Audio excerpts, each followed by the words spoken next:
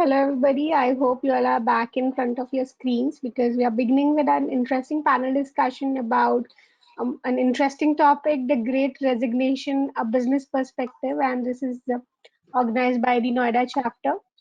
Today, we have Debyani Sinha who's going to moderate this discussion, and it features Arjit Kundu and Anurag Jain. Before we start our session, let me just thank our founding sponsor, Innovation Roots. It is a leading consulting and training service provider, helping organizations to achieve business agility and beyond.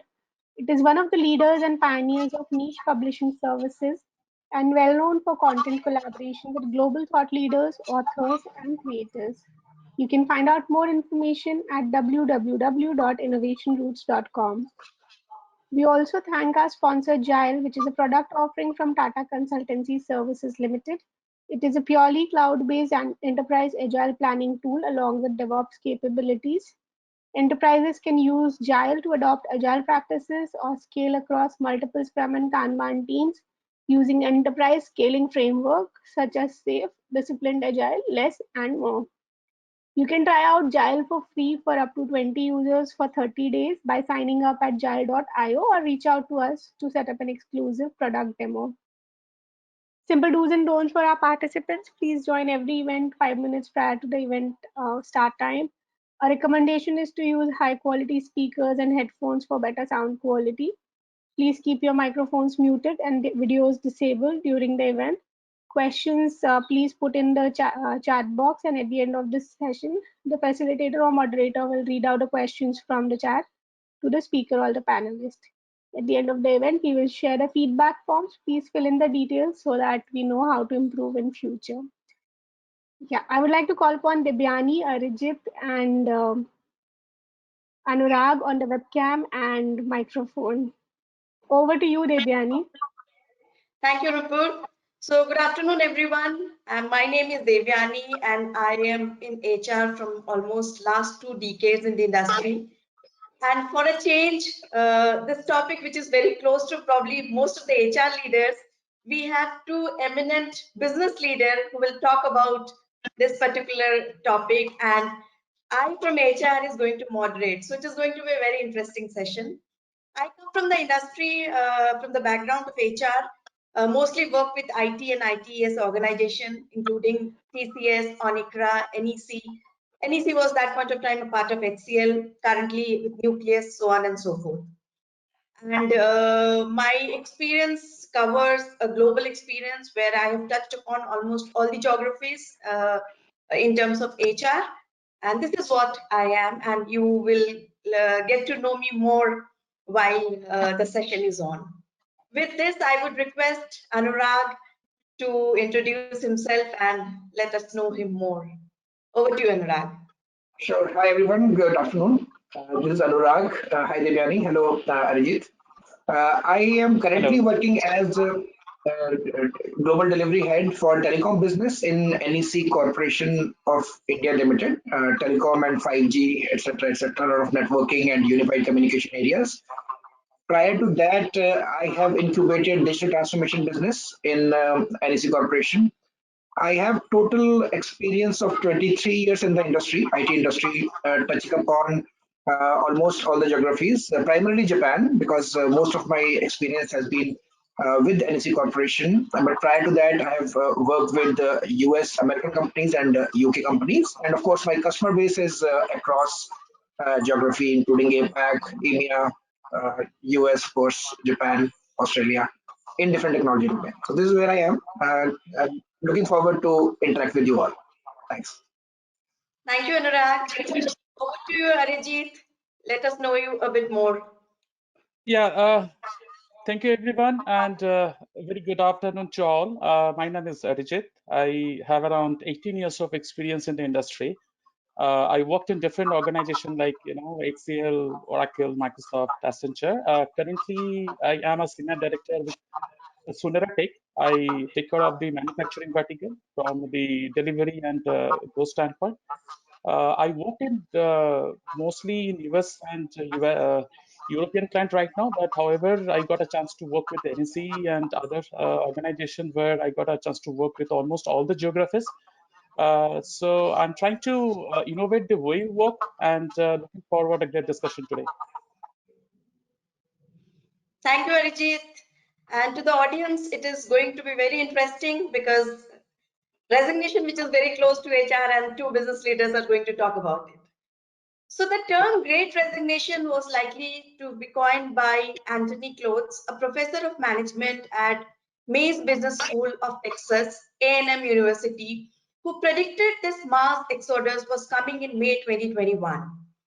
Roughly a year after the beginning of COVID-19 pandemic, the United States resignation rate never surpassed 2.4% of the total workforce per month. High quit rates indicate workers' confidence in the ability to get higher paying jobs, which typically coincides with higher economic stability and abundance of people working and a low unemployment rates.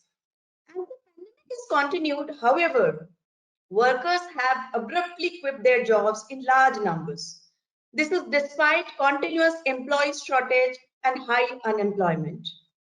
Moreover, if we specifically talk about IT industry, the mainstreaming of digitization, big data, artificial intelligence, and automation had made many workers redundant because they lack skill sets and roles in their organizations, aside from creating a massive demand supply gap for professionals with digital and analytical skill.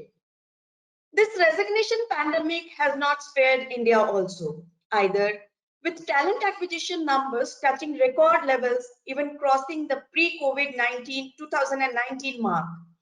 Fewer signs of the job market. The job market grew by 11% in July. Country's information technology sector has reported a 52% increase in the hiring of skilled professionals. I'm so sorry. And the highest spike in the numbers of recruit in last almost 10 years. A study commissioned by Amazon India in September 2021 revealed that nearly 51% of job-seeking adults wanted to pursue opportunities in industries in which they have negligible or almost no experience. Not only that, 68% of them wanted to switch industries. This data is courtesy Times of India. Such data, when it is served in front of us, it compelled us to think, give me a second, please. It compelled us to think hard about the culture fitment of the existing workforce in this rapidly transforming organization. It compelled us to think about the culture fitment of the existing workforce in this rapidly transforming organization. Not only that, it puts a major question mark on the efficacy of our traditional performance management system and the competency development system. We need to introspect what it meant for employees, the absence of one-on-one physical interaction and closure of offices. Does that inject lack of sense of belongingness for the workforce and the workplace, or is it no longer finding a larger purpose or meaning in their current and existing job? From ages, we talked about skill mismatch, but it seems that underlying age-old problem has surfaced during this pandemic exponentially. Let's hear out our panelists about the problem that surfaced during this pandemic and what is their views about it and how to deal with it. With this, I am moving to Arijit. What do you think, Arijit? How is the business getting impacted with this great resignation? Uh, all right, Devyani, I think there is a long list. So let me try to give you the heads up at a few bullet points only. Otherwise, we'll continue talking about the impact for the whole day. Uh, as a leader or anyone within the organization, the first impact is the right capacity plan. Any sort of execution model transformation, you need to plan your capacity, the set of resources, the skill you need, and that is not cannot be ad hoc, right?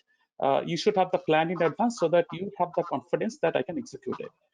With such abrupt resignation and the attrition, it's a great impact that you cannot plan it. It's simple. I mean, we can talk about what can be done in some time later. The second one is that, the transformation, when we just talk about, it's not about a simple English word. Those are the milestone based. And when we talk about our client, as for example, I take out of the manufacturing client, those are 100 years old clients in different geographies. they work in a bit more traditional way of doing things. Correct? Uh, they cannot be impacting just because of my bad capacity planning, because they intend to get the skill from India. So it's not about my impact. It's all about impacting my client and maybe their clients, right? So there's a cascading impact chain, what is for say. The third, and which is the dangerous most attribute which I find, I think we find, the quality of resources, right?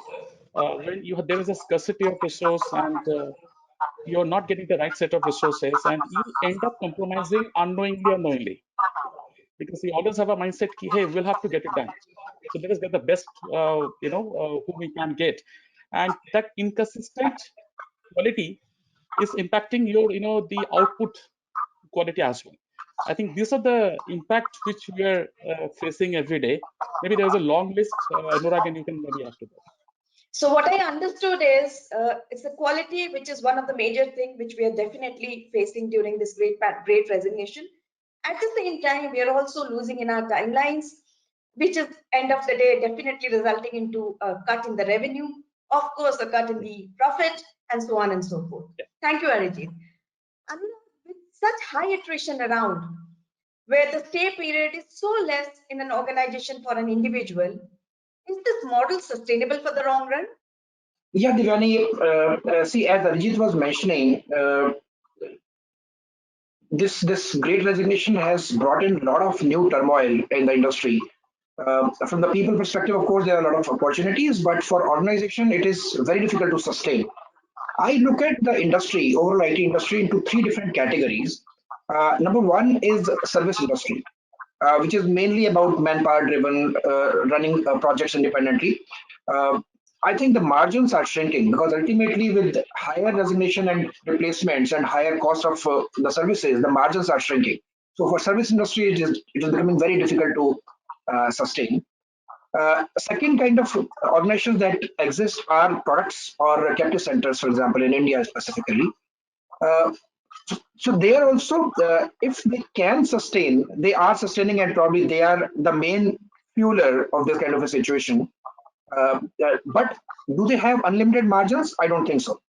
Whether their industries can sustain high cost on IT, I don't think so. It cannot be unlimited. With the current spike that we are seeing in the high cost driven by this great resignation, I think for them also it's going to be very difficult.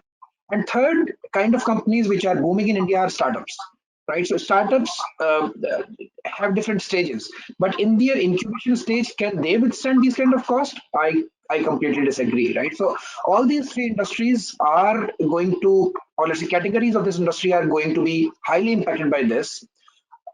I remember those days around 5 years, 6 years ago when we were talking about India being low cost, high talent provider to the world. But now, let me tell you, India is no longer is a cost advantage company, right? So from the availability of resources, high technical skills, I agree, yeah, of course, and it should continue. But from the cost advantage, we have already lost that. Countries like Vietnam, Romania, Philippines, they are trying hard to fill the gap, right? So of course they lie on the lower value on the pyramid, but of course from the profitability perspective, low cost perspective, they are moving much higher than India and China. So we have to be careful. And as I said, this model is not going to be sustained. I don't think so. So it is not a sustainable in probably it is Definitely a not from short-term my. thing. The bubble is going to burst any day, I think so. probably. Yeah, yeah. So Anurag, what do you think? Whom should we, in fact, not we, who should be held responsible for this great resignation? Okay, even I believe there are multiple factors which are creating this kind of a, I would say, shuffling or the new era that we are seeing as of now. Number one, I feel is high demand because of this digital transformation that we are seeing, especially in this pandemic duration. We have seen that a lot of digital transformation in various industries kind of booming up. The requirement itself is rising, right? So new normal, remote working, not only in IT but also in different industries, be it retail, be it the pharma, manufacturing, safety, security. Everything is kind of going through a major transformation, digital transformation, and that will become a new normal. So definitely the demand of overall IT capability is increasing. and not only IT, but everywhere, wherever any skill that touches digital transformation, the demand is increasing. Second item, I think the reason is remote working. During this pandemic situation, this remote working is so quickly accepted.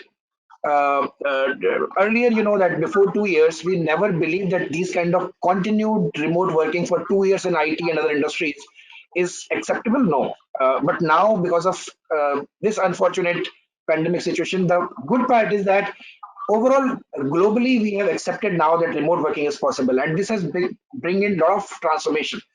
So, for example, and this great resignation happening across the globe. So let's consider a company in US or in Europe which is facing the resource crunch. Right now, they can easily transfer their job to India. Right, so remote working is possible.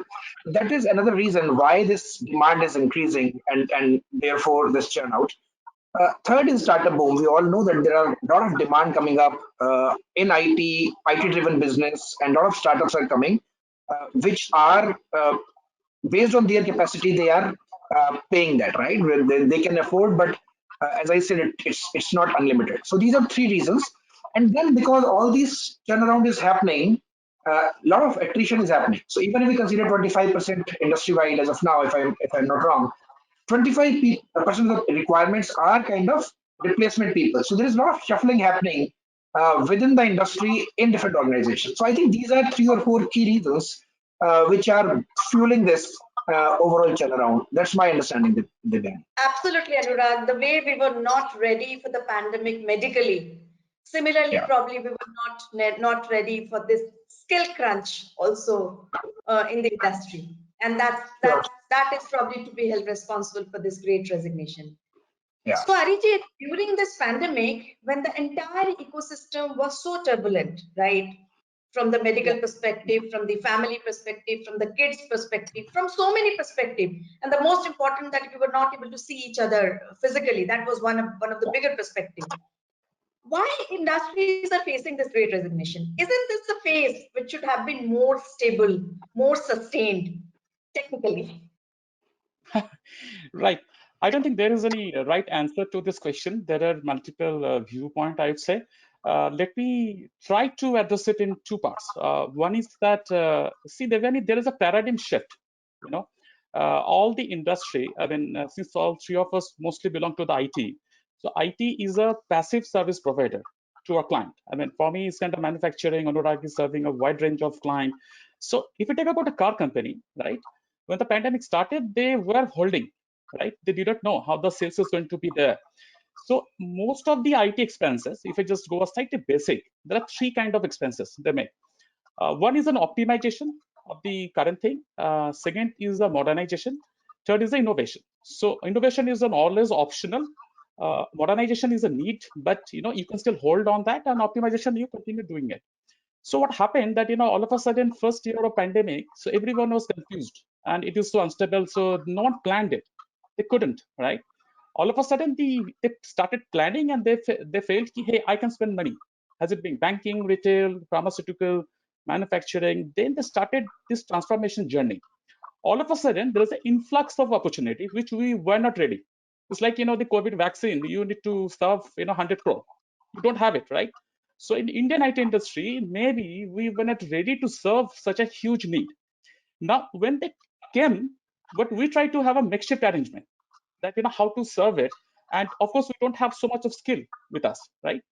Now the paradigm shift, when you say what happened, that the traditional mode of hiring and retaining resources is not happening because there are so many opportunities. So what we did, we crossed the boundaries. We went into a kind of a distributed capacity planning. We hired resources. People got multiple options, right?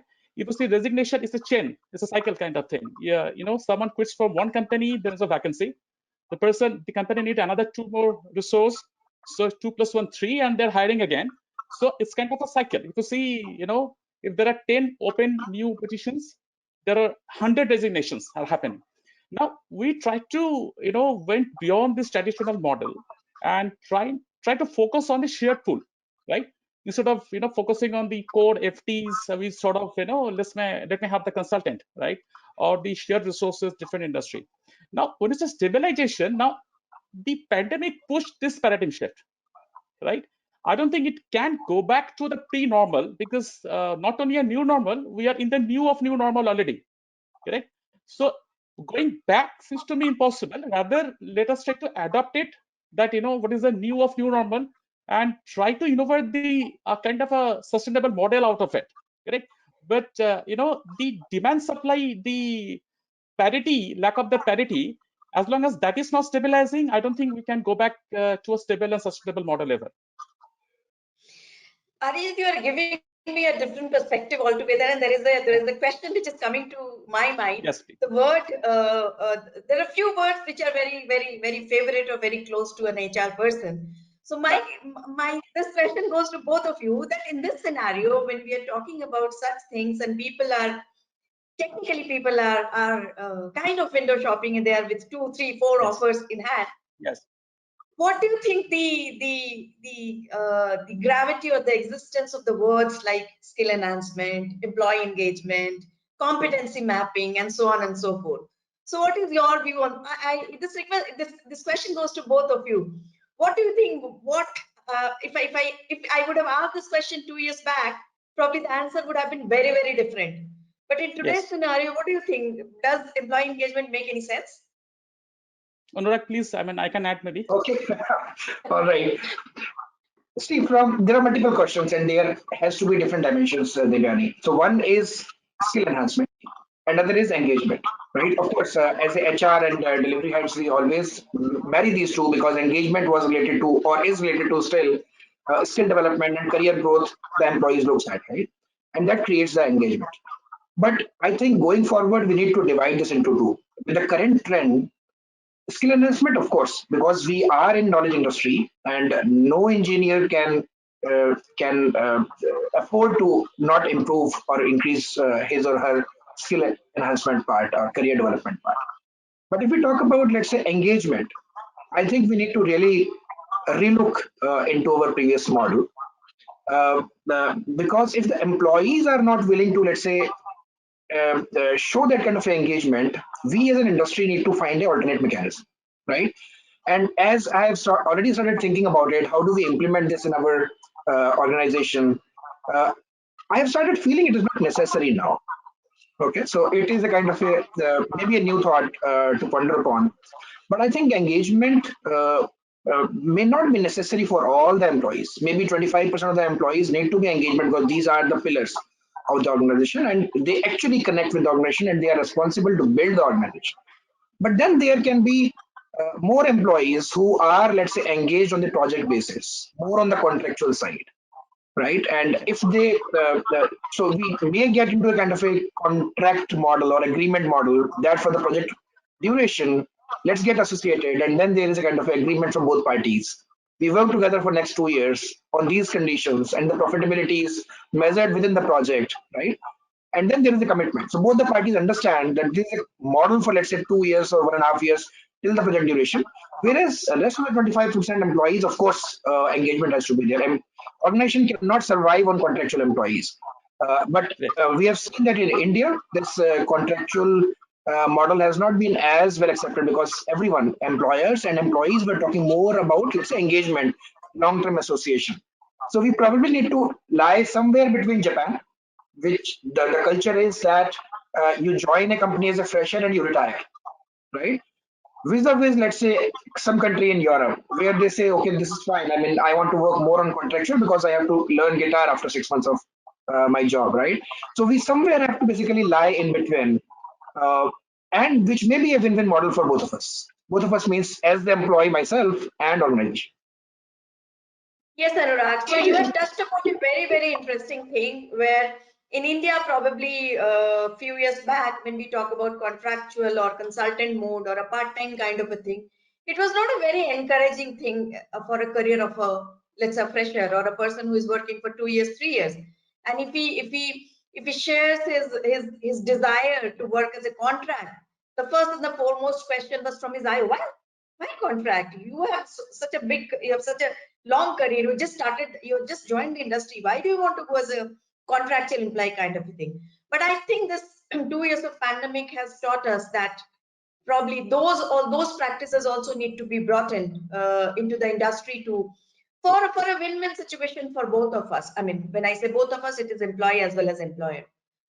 Here, Taking, uh, yeah, yeah, please. one more point even I want to add to this. Not only the current resignation thing and the turmoil or the churn that is happening in the lateral hires, but as we already have discussed, or we know that the Gen Z is has a different way of working, right? So, irrespective of pandemic, Great Resignation, their engagement association level. I'm not saying it is true for everyone because I know that there are some audience who belongs to that group, less than 4 years, 5 years experience. Uh, they demand more, right? So, and they want quick learning, quick, fast movement, right? So that also will be a kind of a reason to look at, let's say, short-term engagements. If Gen Z wants quick changes, rapid growth, then we also have to adjust our association model that way. So that is another factor that supports my thinking as of now. Correct. So both need to probably shake hands as per the need of each other. That's what the need of the hour, it seems. And Anurag, if we all, when we say we all, in fact, all the industries are facing the similar kind of challenge, right? What do you think that what is the career direction for people right now? Which way they would like to go? What is there as per you or as per your thought process? Where are they looking forward? Sure. I think there are two views by the employee, right, on this the current situation. So one side is the immediate situation. So there are a lot of demands in the market. You send the CV, you get two options, right? So all these things we know that are there, which means a lot of money ultimately, right? And of course there can be a job of their choice, but it was not necessarily true that the organization that you are currently working is not offering you that. The entire HR team, delivery team, management, everybody was kind of meeting the aspiration of the employee also. So that is not the only reason the movement is happening. Primarily, the movement is happening because of money, right? The interviews Okay, that we have taken, we have doubled our team size in last 6 months. So we have been interacting with people. So we have seen right. that major reason have been money. Okay, Mhm. but money, as I said, is not unlimited to all the kind of categories that we have in the industry. So be it services, be it product, be it startups, there is no inflow. I mean, business is about money, and there has to be margin. So at the end of the day, this money flow will stop it. And my worry is from the employee perspective that once this rapid flow or free fall of money stops or reduces, I'm not saying that it's going to happen in 6 months, 1 year, 1.5 years down the line, but it has to happen if my predictions goes right. And if that happens, employee will get a major shock, right? Because by then they will have experience or their expectations will be so high that they would expect that my salaries will continuously increase 25% year on year at least, right? And that is not sustainable. That's where the shock will come. So I think the myopic view should be removed on the money part. Employee, of course, make money wherever you have options, but keep a very sharp focus, razor sharp focus on your skill building. You should remain relevant even if this demand actually settles down. Otherwise, we'll be in soup. Absolutely, Anurag. Absolutely. Bang on to it. That the money is probably what is drawing them. But I also have a thought over here that Gen Z seems to be quite smart generation. So probably they are also thinking on the same lines. That's the reason they are probably shifting so fast that whatever money they're able to make in a short span of time, because after that the life will be back to normalcy. This is what I think. Arijit, what do you think? What will be the future of this great resignation? Any thoughts to deal with the situation currently? Well, I think, as you said, there is a paradigm shift. We can't control it. It happened, and we cannot reverse it, right? As Anurag rightly mentioned about the trend which we are going through is not going to be there, right? It's all about that a temporary scarcity of resources or the skill. They're in demand, and there is a value is kind of coming up, which is an inflation. I would say it's a genuine value. No client is ready to pay such a high money. But this shift, what we observe, I would like to introduce a new term which we are adopting. It's a talent as a service. You know, the way we started our career as a engagement to an organization. We wanted to grow with this organization, but right now, what you see that 50% of your skill pool may be outside your organization, and there are days coming. These mid-sized companies or small-sized companies, they can't afford to have 1,000 people companies over a night. So the only option you're left with is that a talent as a service. In fact, nowadays we are offering this to our client as well. We are saying the TOD model, talent on demand. We are not saying I'm giving you 10 resources. We are saying that's my job. This many hours we are committing. So let me figure this out, how it can be served, right? If this shift happen, also the engagement is coming down a bit. It's a very complex situation actually. It's not that easy to coin it out. How to enhance engagement. Maybe the Gen X or the another, the next level, mid-level generation, they don't want to be engaged to a particular organization. Correct. I have seen resources are working for more than one organization at the same time, and they would like to continue with that. They don't want to be associated. So they are giving their skill as a service to us. All right. Now, having said that, it cannot be one way. It needs to be a hybrid model. So we are also targeting the fresher segment, at least 20% of the skill which we're getting from the campus. We are ensuring that we are making them ready for the industry, right, in 6 months or 1 year kind of a time frame. So I think the hybrid model is going to be there. The resignation, the terminology or the attrition or stability, I think they need to be redefined, right? It's maybe the mindset shift or the expectation shift, right? And it's for both ways. It's for the industry side or for the employee side, both ways. So we need to come in between. There may be one more interesting point we should focus that the expectation from the employees are a bit different now, right? It's not about money and or not about the job profile or the designation. If you see many resources that I spoke to, they love the freedom. You know, they would like to do things in their way, not being a full-time employee of a company and trying to follow a traditional approach. Skill enhancement is continuous nowadays. They're not depending on the organization to guide them. They do that themselves. The online education came up in such a way that you can learn many things of your own. And its shape is not that kind of difficult. You want to ramp up in AI, you want to ramp up in cloud, you can do it in a few weeks actually, right? So if you see the model, the traditional model versus the new model, maybe we need to adapt that one. So I'm questioning the term of the resignation, right? Should we go to that level?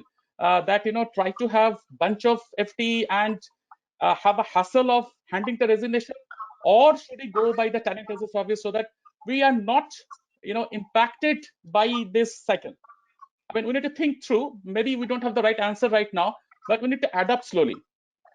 Absolutely, Arijit. You touched upon a very, very thought-provoking thing by saying that probably in the today's scenario, employees do not want it to get engaged. Very, very interesting thing, and there's a lot of work probably going on this. That what is actually engagement, right? Yes. So, Anurag, do you have any additional thoughts on how to deal with the situation?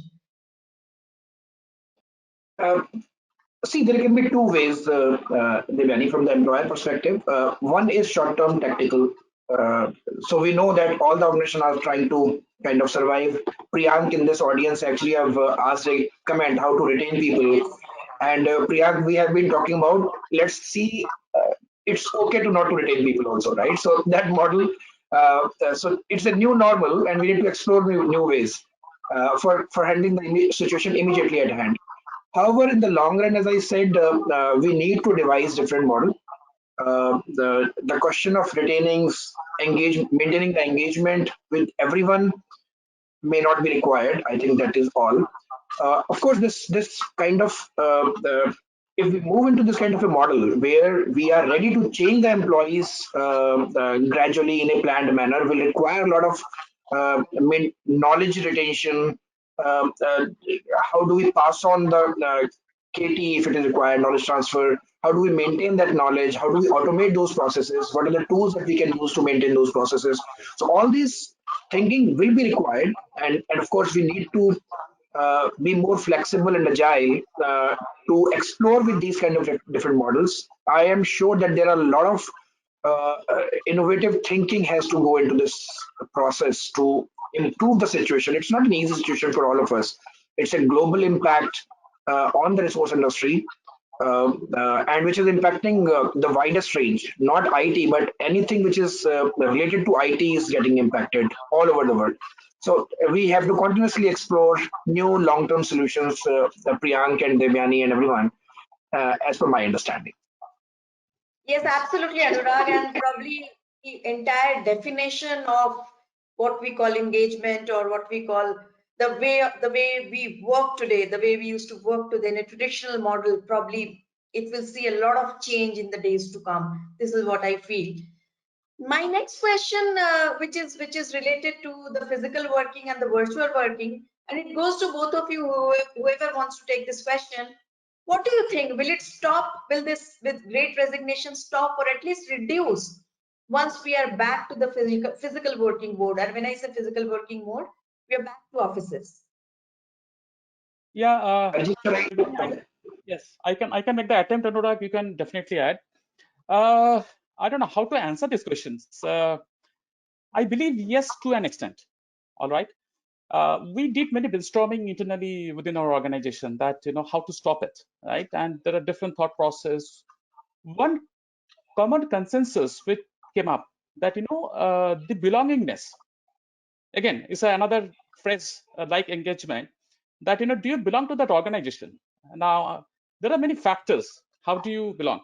Let me tell you a very simple way. There are many employees including me. I worked in different organization. I love the company because of many things. It's not about the salary or job profile. It's about the office premises, the facilities. Sometimes, I used to sit somewhere outside my workplace. So there's a workplace innovation. We kind of talk about that. Many research happens in that. These are the contributing factor to your belongingness. Correct? It's like you have got a friend circle, kind of a community. When office opens, yes, there is an aspect in that factor. Having said that, if we just step back, in my team currently, 30% of my resources they are not co-located, including me. All right, I cannot bring them to a one place, so it needs to be virtual. It's going to be hybrid, correct? So maybe we need to figure out another mechanism of enhancing that kind of belongingness where you are not depending on the physical co-location. So we cannot just trust on that. So to summarize it, that is not a, again, we are not going to go back to a pre-normal. It's not going to happen because you have already hired engaged resources from different location. They are not co-located, and they're not going to be co-located. You'll have to work together on that one. So let's focus on a hybrid model, right? Office will be there, few of the folks will be going there, but few of them will not, right? So we need to bet on that hybrid model and innovate. What is the way of increasing that belongingness? So if I work with you, you work with me. If I don't belong to a common interest or place, hey, I have Devyani, I have Anurag with me, right? Maybe I'm not connected, right? So we need to figure out kind of a mechanism, and location is cannot be everything, so it may be just a one small factor. So I don't have a concrete answer. Maybe we are still innovating. Maybe some other time we will discuss again couple of months down the line how good we are in innovating that. Anurag, your views on that, and what will happen saying that we don't leave organization, we leave our managers? That's true. That's true. I agree with Arijit on this part. Work from home and bringing people back to office may have some impact, but not as much as we anticipate. Firstly, because of the engagement part, as Arijit mentioned. But then there is the other side of the story also. As probably Aditya Jain in this chat box actually have written that hybrid model. Mr. R.C. Goyal is saying that uh, uh, the hybrid model also is a difficult thing. I agree with Mr. R.C. Goyal and Aditya that people will have a different kind of expectation now from the organization, because now for last 1.5 years most of the people actually have experienced working from home, working from sitting with their parents in their village, in on mountains, hills, right? So those experiences, now this flexibility is kind of a currency that we have to offer as an organization, right? So people or employees will assess the organizations whether the flexibility is available or not available, and then fear of missing out, as Aditya was mentioning on the chat box. People who are working from remote area in their village, and some people, 80% of the people or 20% of the people sitting from office, we have to, as a presenter or let's say organizer, moderator, we have to make sure that the people who are sitting remotely are not feeling themselves, let's say, forgotten, right? So those kind of experiences. So first, people need to accept that model. That okay, fine, I'm ready to go to office, let's say once in a week, or let's say 10% people will come, go, etc., etc. So first, people should accept that. Then there will be organization who will say, okay, fine, I am fine if you continue working from home 100% for next 2 years and forever, right? So we have to, the organization have to basically compete, and this will be offered. So ultimately, the flexibility will become a currency in addition to money. So this is something we need to experiment with all the nitty-gritties and sensitivity required to change the model again. Coming back to the question, yes, there will be a positive impact, bringing people to the office, but then there is a negative impact likely also. That's my understanding.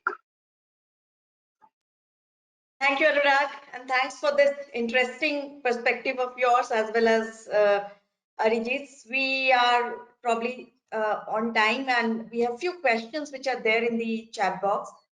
So I am taking up, although Anurag, you have touched upon a little bit on that on Priyank's question, but I'm again reading it out. Any suggestion on how industry can build some alliances or policies for the window shopping of job? At one end, we talk about ethics and values, and the other end, we don't have a value system in place. What are your views? Quite an interesting question. Definitely. Shall I take up, Arjit, if you love?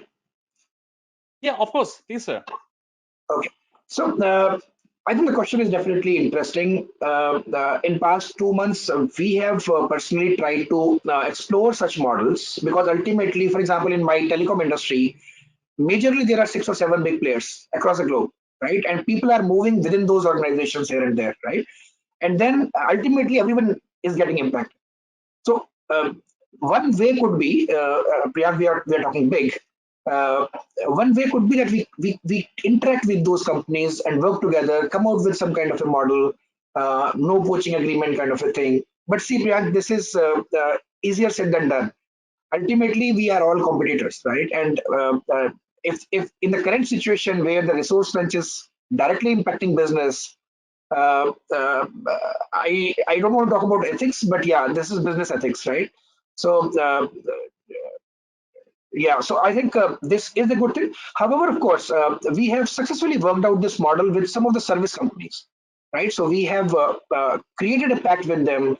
They are providing us excellent resources. They are taking our projects, and then there is agreement of no poaching. So what I'm trying to say is, if the conflicts are not, I mean, if the interests are not conflicting, then definitely we should try on that from the industry perspective. But it is not completely true for all the players in the industry.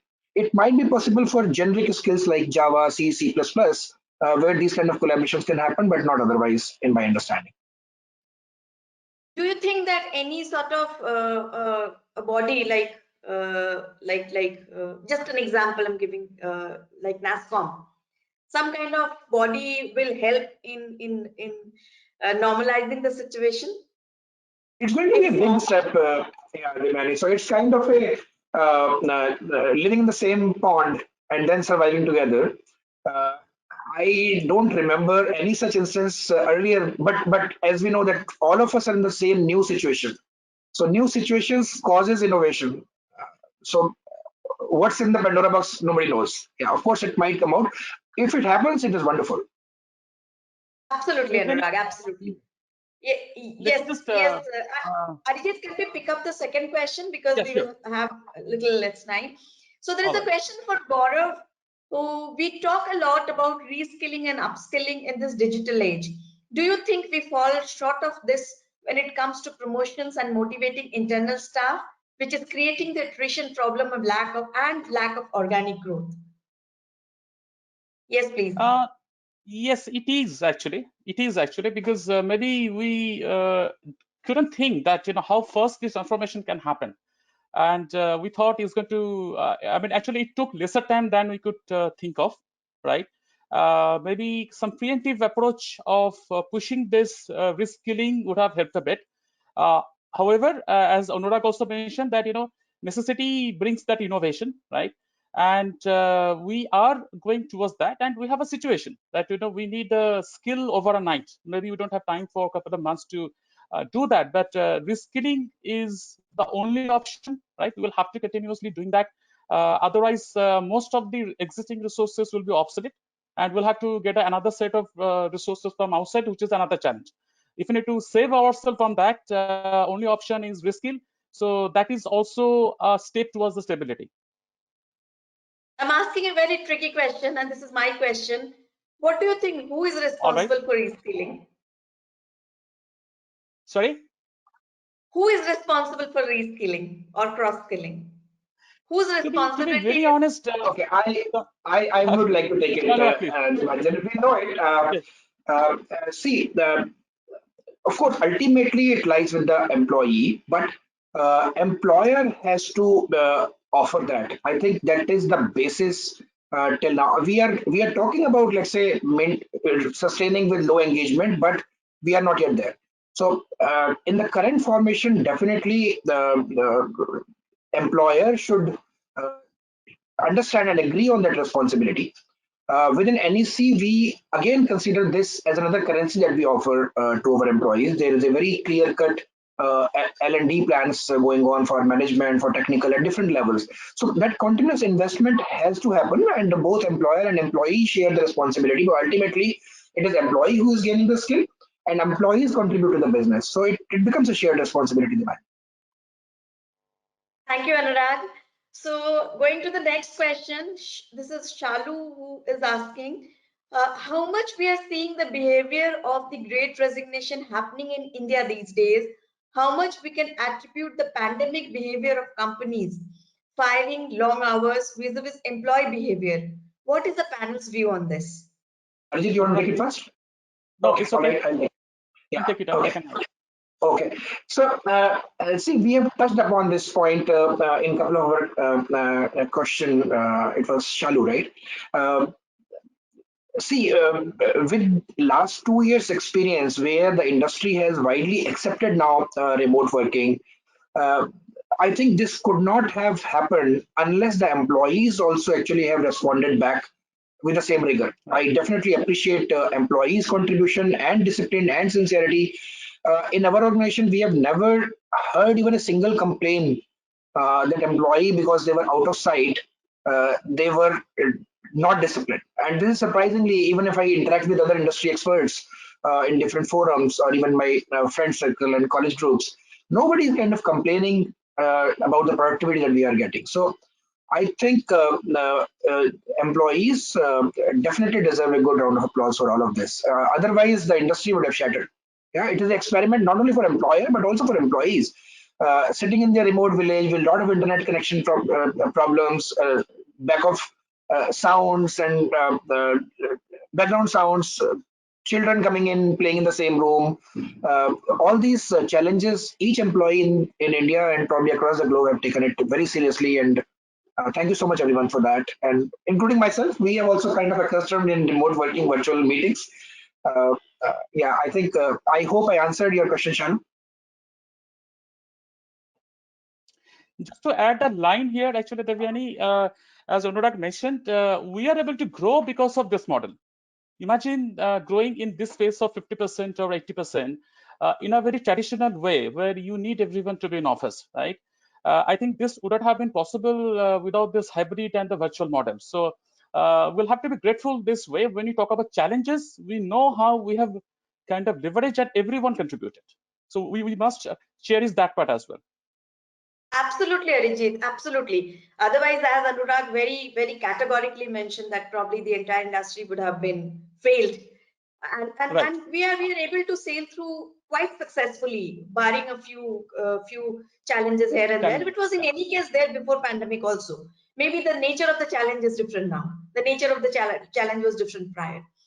There is one more question from Gaurav, I think, which we have already, which you have already answered. Do you think developing talent retention program can help in tackling the situation? I think we have already taken it up during the discussion.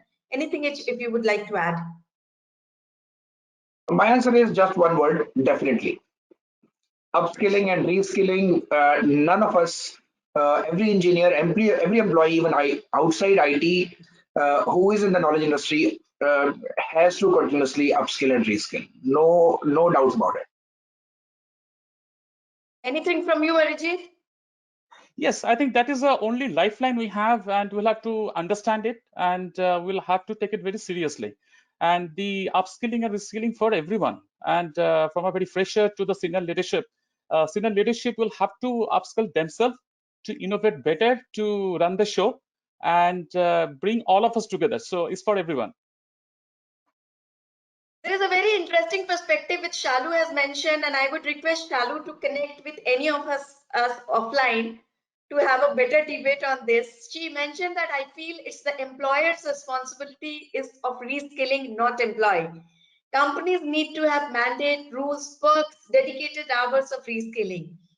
The rub mostly is companies say reskilling needed, but not much push or time allocated.